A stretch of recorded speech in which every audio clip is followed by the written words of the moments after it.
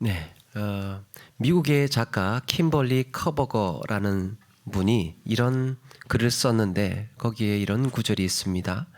지금 알고 있는 걸 그때도 알았더라면 내 가슴이 말하는 것에 더 자주 귀 기울였으리라. 지금 알고 있는 걸 그때도 알았더라면 분명코 더 감사하고 더 많이 행복해 했으리라. 지금 내가 알고 있는 걸 그때도 알았더라면. 우리는 가끔 지난 일에 대해서 후회할 때가 있습니다. 돌이킬 수만 있다면.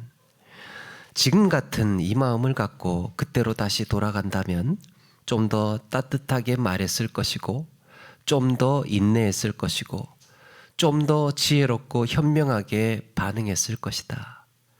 사람은 지나고 나서야 깨닫게 되는 것들이 있죠.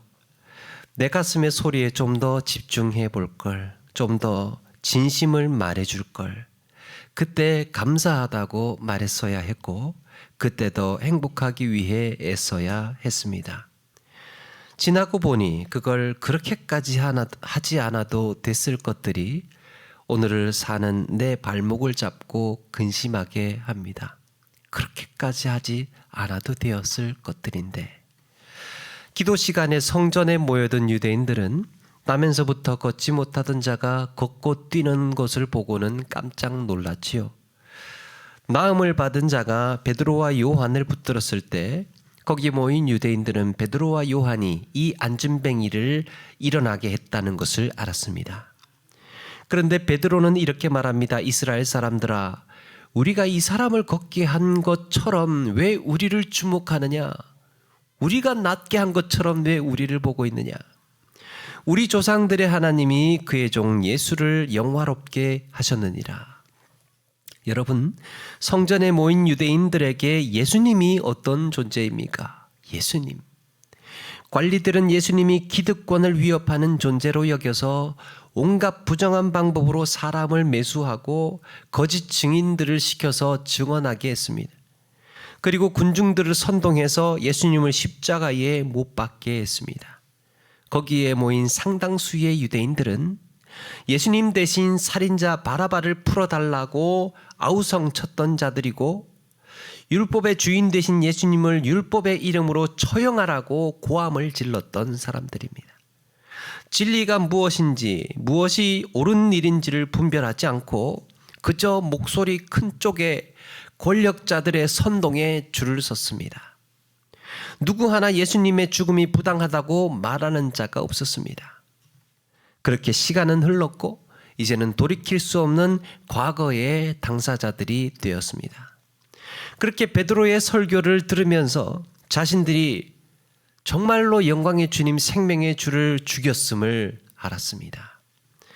지금 알고 있는 것을 그때 알았더라면, 정말 이런 거였다면, 예수님이 이런 분이었다면, 그때 진작 좀 알았더라면 그들은 어떻게 반응을 했을까? 한평생 하나님을 향한 예배와 섬김으로 살았던 자들이 정작 하나님의 아들 독생자 예수 그리스도를 죽였다는 사실을 깨달았을 때 앞이 캄캄하고 벼락이 떨어진 것 같았습니다. 이때 베드로의 한마디는 그들에게 소망이었습니다. 17절에 형제들아, 너희가 알지 못하여서 그리하였으며 너희 관리들도 그리한 줄 아노라. 그런데 너희들 알지 못해서 그런 거다. 형제들아, 너희는 그가 누구인지 모르고 그렇게 한 것이다가 라고 말합니다. 그들은 나사렛 예수가 구원의 주, 생명의 주라는 사실을 깨닫지를 못했습니다. 예수님도 십자가에서 이렇게 말씀하셨지요. 자기들이 하는 것을 알지 못함이니이다. 저들을 용서해 주옵소서. 이제 베드로는 그들에게 과연 예수님이 누구였는지를 다시 한번 확인시켜 줍니다. 너희들이 믿어왔던, 조상들로부터 믿어왔던 이 우리의 역사 속에서 예수님은 어떤 존재였을까? 성경은 예수님을 어떻게 소개하고 있습니까? 오늘 말씀해 보니까 먼저 예수님은 모세와 같은 선지자라고 말씀합니다. 22절에 모세가 이렇게 말했다는 거죠. 너희 형제 가운데에 나 같은 선지자 하나를 세울 것이니. 이스라엘 민족 가운데에 모세는요, 그들의 신앙 공동체의 시조와 같은 사람이에요. 그들에게는 영웅이고 스승이었습니다. 모세의 얼굴에 광채가 날 때 이스라엘 백성들은 두려워서 그 얼굴을 쳐다보지를 못했고, 모세를 원망하고 반기를 들었을 때 하나님은 그들을 심판하셨습니다. 그런 모세도 예수님을 가리키는 그림자에 불과했습니다. 모세는 오실 예수님의 그림자 정도였던 거예요. 또 예수님은 사무엘 이후로 이어지는 모든 선지자의 입으로 증거된 그리스도였습니다. 하나님의 말씀이 희소하던 이 사사 시대를 지나서, 하나님의 말씀이 없던 시절을 지나서 이제 하나님은 사무엘을 통해서 말씀하시기 시작한 겁니다. 선지자의 시대가 열린 거죠. 이렇게 사무엘을 통해서 말씀을 시작하시면서 선지자의 입을 통하여서 증거를 하셨는데, 오늘 말씀에도 거기에 모인 자들에게 베드로가 말합니다. 너희는 선지자의 자손이라. 선지자의 자손. 이 열왕기를 읽다가 보면, 열왕기가 무엇입니까? 이 왕들의 역사를 말하지요. 이 열왕기를 보면 이것이 왕들의 역사인지 선지자들의 역사인지 헷갈릴 정도로 이 선지자들이 활발한 사역이 기록이 되고 있습니다. 선지자의 역사. 이스라엘은 선지자를 통해서 하나님의 말씀을 듣는 백성이, 왕 역시 선지자의 말을 듣는지의 여부에 따라서 나라가 위태로워지기도 하고 평화로워지기도 합니다. 그런데 그렇다고 해서 여러분이 이스라엘 백성들이 온전한 선지자의 자손이라고 할 수 있을까? 그들은 선지자의 입을 통해서 말씀하신 하나님의 말씀을 듣지 않아서 망한 백성들이에요. 선지자의 말씀을 듣지 않아서 망한 백성이 이스라엘입니다. 그래서 선지자의 자손이란 선지자의 입을 통해서 주어지는 증거되는 하나님의 말씀을 듣고 믿음으로 순종하고 따르는 자들을 말합니다. 선지자의 자손. 베드로는 지금 선지자들을 통해서 예언된 예수 그리스도를 믿고 순종하고 따르라고 말씀하고 있습니다. 그렇지 않으면 선지자들의 말을 듣지 않고 망했던 우리 조상들과 같이 될 것이라고 말하는 거예요. 그리고 예수님은 아브라함에게 하신 약속의 실체였습니다. 하나님은 아브라함에게 땅 위의 모든 족속이 너의 씨로 말미암아 복을 받으리라 그랬습니다. 물론 너의 씨로 말미암아라고 했을 때 이 너의 씨가 누구겠습니까? 자기의 독생자 이삭을 말하죠. 내 씨로 말미암아 천하 만민이 복을 받으리라.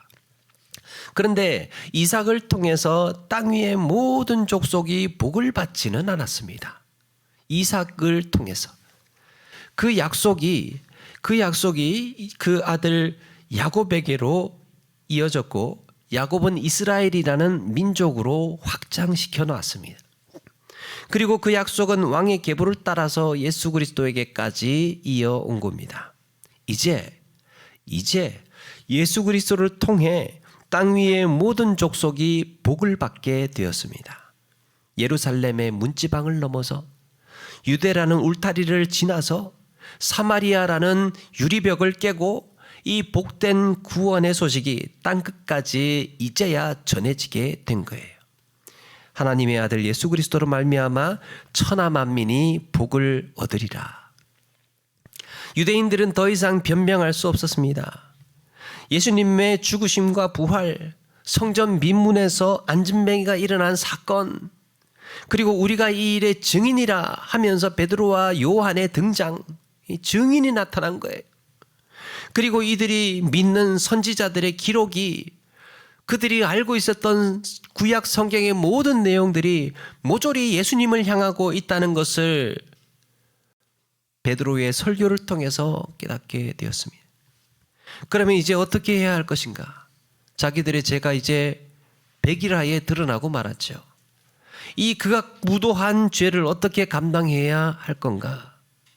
답은 의외로 간단했습니다. 19절에 보니까 너희가 회개하고 돌이켜 너희 죄 없이 함을 받으라. 비록 너희가 생명의 주를 죽였을지라도 회개하면 살 수 있다. 회개하면. 베드로는 너희가 회개하고 돌이키기만 한다면 주어지는 세 가지의 보상을 말합니다. 여러분, 우리가 회개하면요, 세 가지의 복을 얻고 보상을 받아요. 첫 번째, 오늘 말씀 보니까 죄 없이 함을 받게 된답니다. 회개하면 죄가 없어져요. 여기서 특별히 죄사함이라고 하지 않고 죄 없이 함을 받는다라는 특이한 단어를 씁니다. 이 말은 지워지다, 씻김을 받는다라는 뜻이에요. 씻김을 받는다. 물로 씻어지는 것.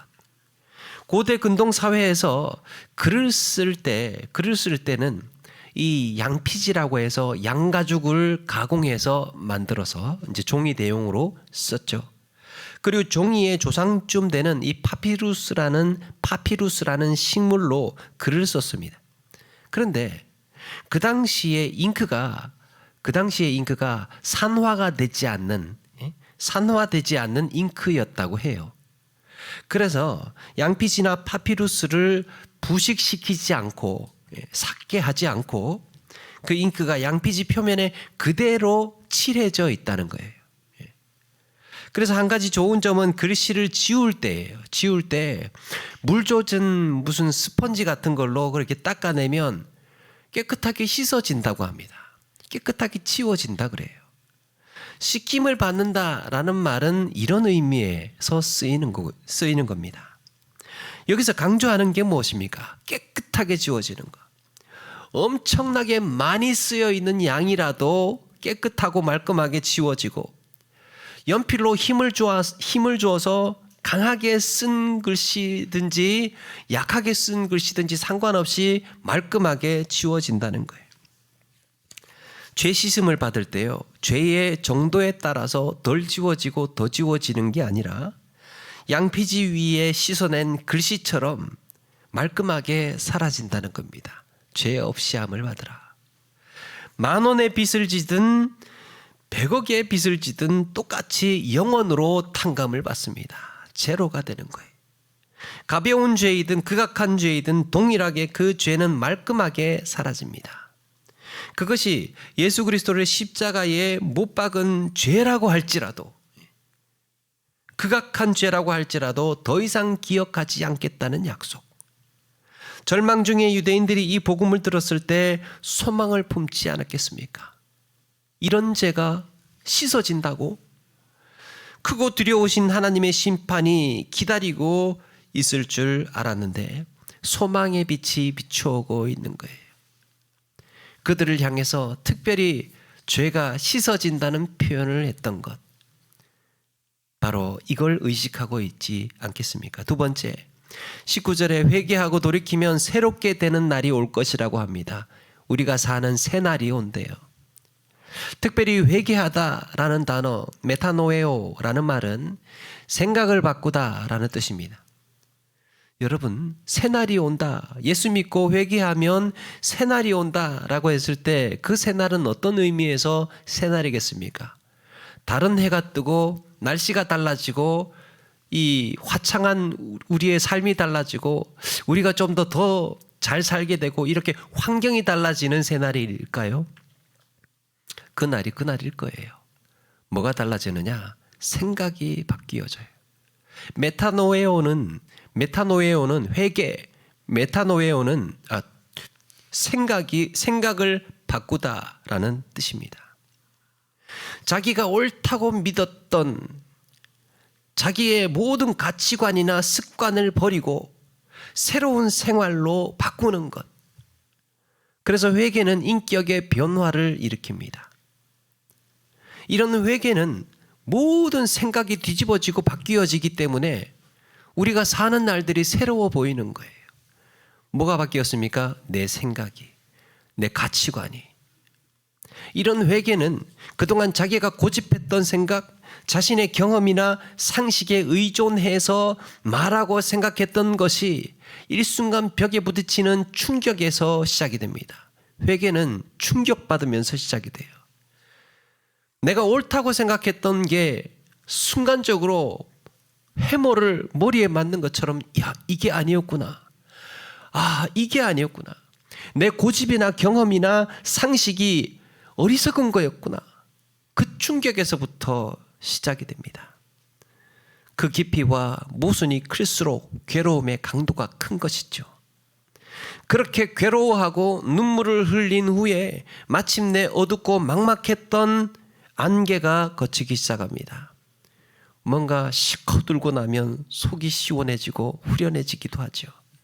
생각이 바뀌었기 때문이에요. 회개의 특징은 생각의 변화예요.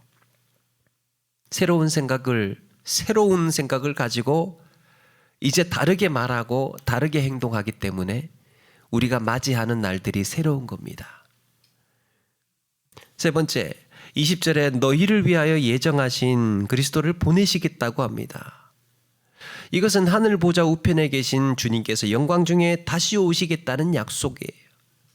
선지자들의 예언대로 그리스도께서 오셔서 고난의 사역을 감당하신 것처럼, 예언대로 주님께서 오셔서 고난의 사역을 감당하신 것처럼 우리 주님께서는 다시 오시겠다는 말씀도 반드시 이루어진다는 겁니다.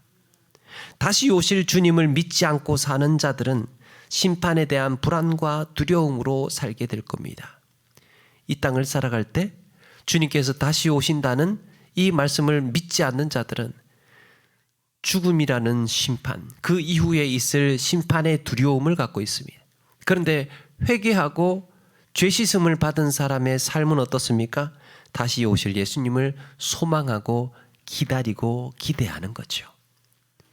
우리가 살아가는 삶의 마음에 이 불안 정도가 다른 겁니다. 그렇다면 회개하고 죄사함을 받은 우리가 주님이 다시 오시는 그날까지 이제는 어떻게 살아야 할까?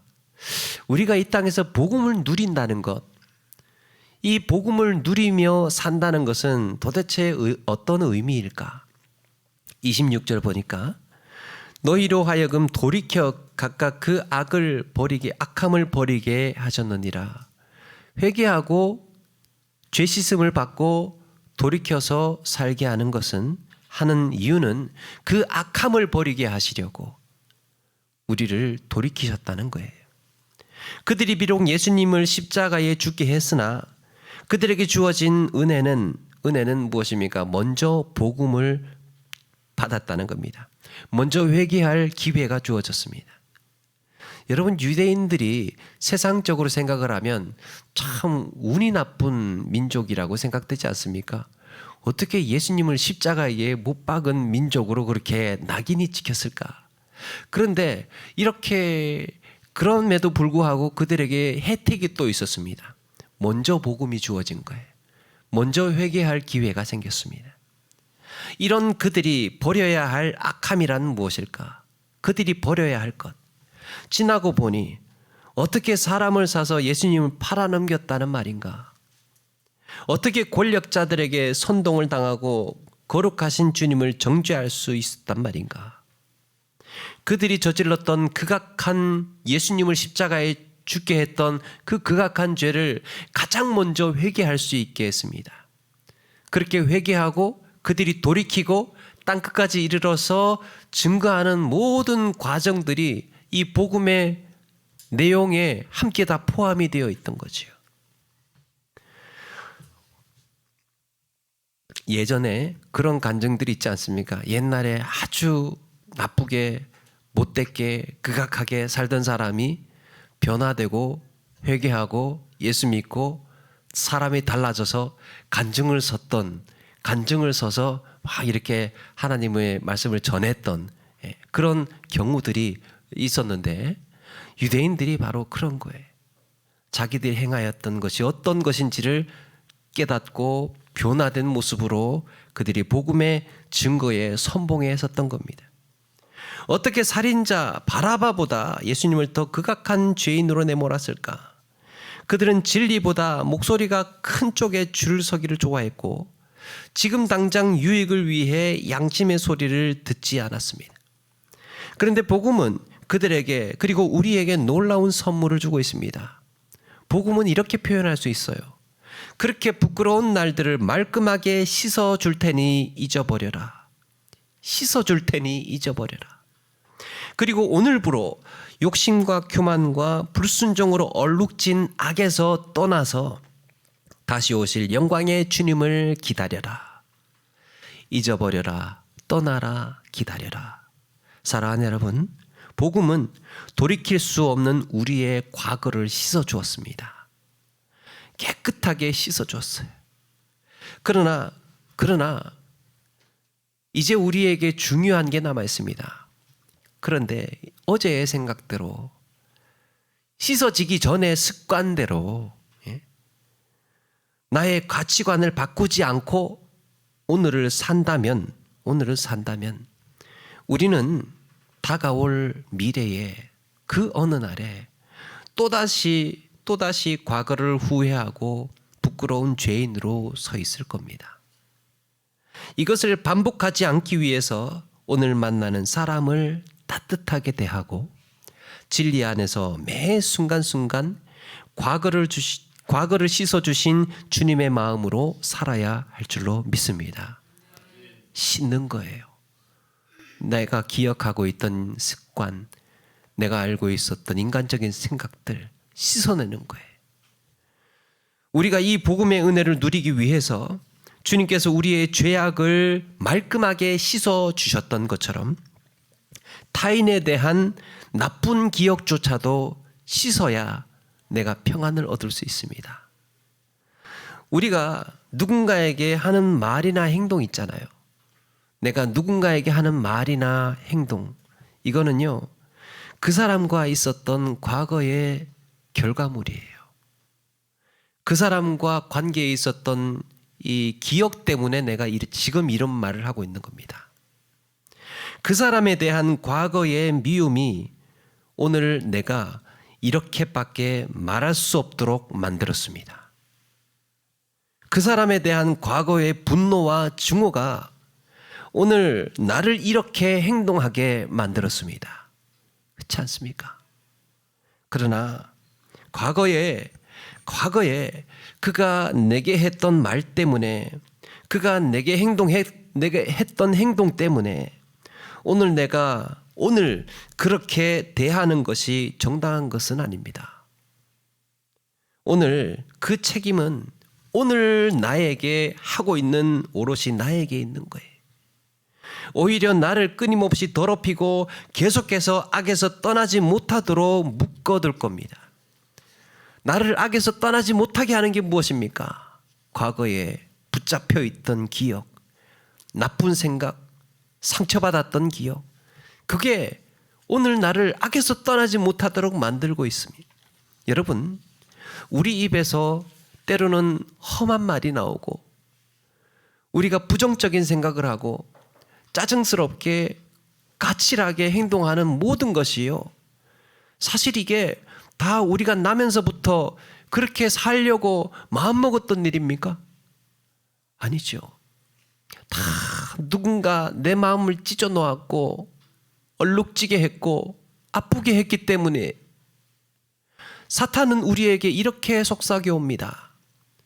그러니까 너는 그렇게 해도 돼. 그러니까 그렇게 해도 돼.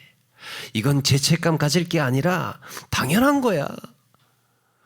네 정도면 당연히 그렇게 해도 되는 거야. 그러니까 마음대로 퍼부어. 그러니까 그 사람에게도 비수와 같은 말로 찔러. 그래도 된다고 사탄은 우리에게 속삭여 오고 있습니다. 죄악은 내 안에서 혼자 움직이지를 않습니다. 여러분, 나쁜 것, 악한 것은요, 혼자 그렇게 이 단독으로 뭔가 이 작동되지를 않아요. 반드시 그래도 되는 이유와 함께 움직입니다. 그래도 되는 이유와 함께. 나의 아픔 때문에, 나의 상처 때문에, 나의 억울함 때문에, 내가 가지고 있는 분노 때문에 그래도 되는 이유를 만들어줘요. 그런데 이것이 나를 악에서 떠나지 못하도록 붙잡아 두는 것이라면, 나를 악에서 떠나지 못하도록 붙잡아 두는 것이라면 그런 우리 스스로를 내버려 두어야 하겠습니까? 주님께서 나의 죄를 말끔하게 씻어 주셨던 것처럼 나 역시 타인에 대한 얼룩진 생각을 씻어야 내가 평안을 얻고 자유할 수 있는 줄로 믿습니다.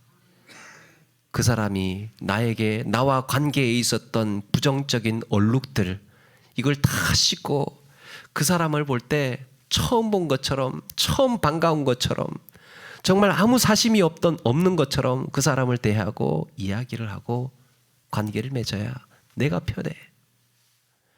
알프레드 디수자라는 시인은 이런 시를 썼습니다. 오랫동안 나는 조금만 있으면 진짜 인생이 시작될 것이라고 생각했다. 하지만 매번 장애물이 있었다. 먼저 처리해야 할 문제가 있었고 더 손봐야 할 일이 남아 있었으며 갚아야 할 빚이 있었다. 진짜 인생을 시작하는 것은 늘 그 다음이었다. 그러나 나는 이 장애물들이 바로 내 인생이었음을 깨달았다.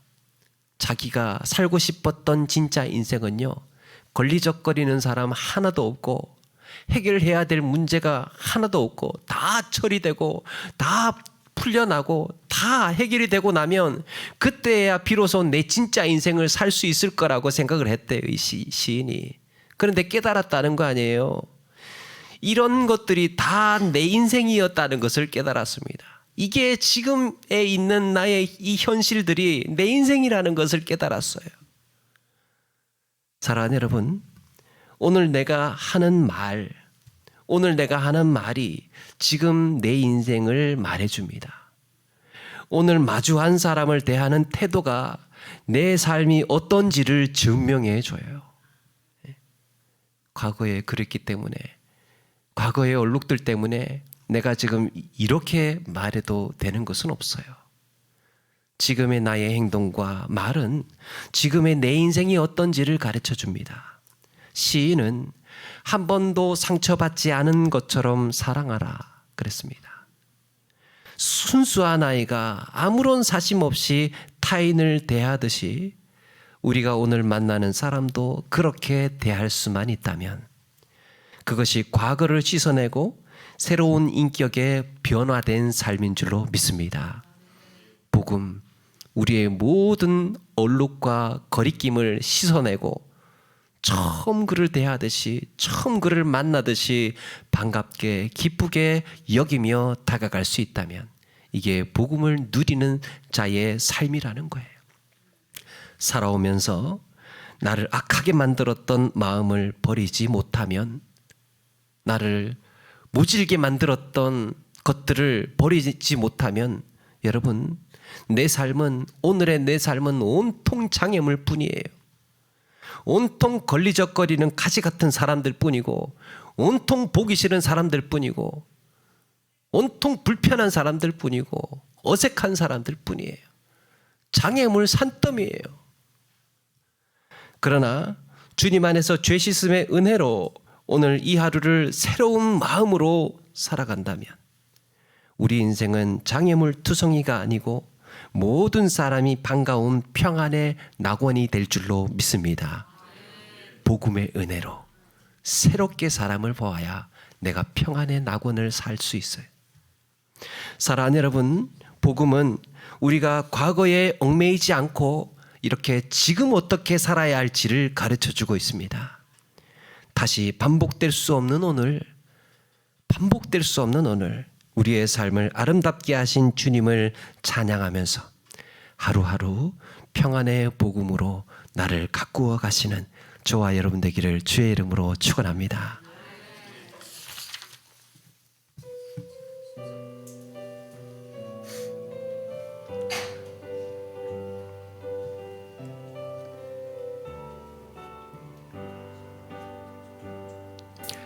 우리의 어두운 눈이 그를 미워했고 우리의 캄캄한 마음이 그를 몰랐으며 우리의 무지한 죄의 채찍질로 그를 내리쳤고 우리의 악독한 여가 그를 정죄했으며 우리의 폭력의 손길이 그 몸 멍들게 때렸으며 살인자의 본받아 우리는 그를 찔렀어. 우리의 어두운 눈이 우리 찬양하면서 준비한 예물 드리겠습니다. 그를 미워했고 우리의 캄캄한 마음이 그를 몰랐으며 우리의 무지한 채찍질로 그를 내리쳤고 우리의 악독한 여가 그를 정죄했으며 우리의 폭력의 손길이 그 몸 멍들게 때렸으며 살인자의 본받아 우리는 그를 우리는 그를 죽였지만 우리는 그를 죽였지만 우리는 그를 죽였지만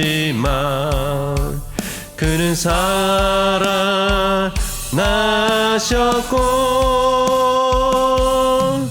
우리의 악감을 붙이셨소. 아멘. 우리 오늘 말씀 기억하면서 함께 기도하며 나가기를 원합니다. 하나님, 우리가 이 땅을 살면서 정말 복음을 아름답게 풍성하게 누리며 살고 있습니까?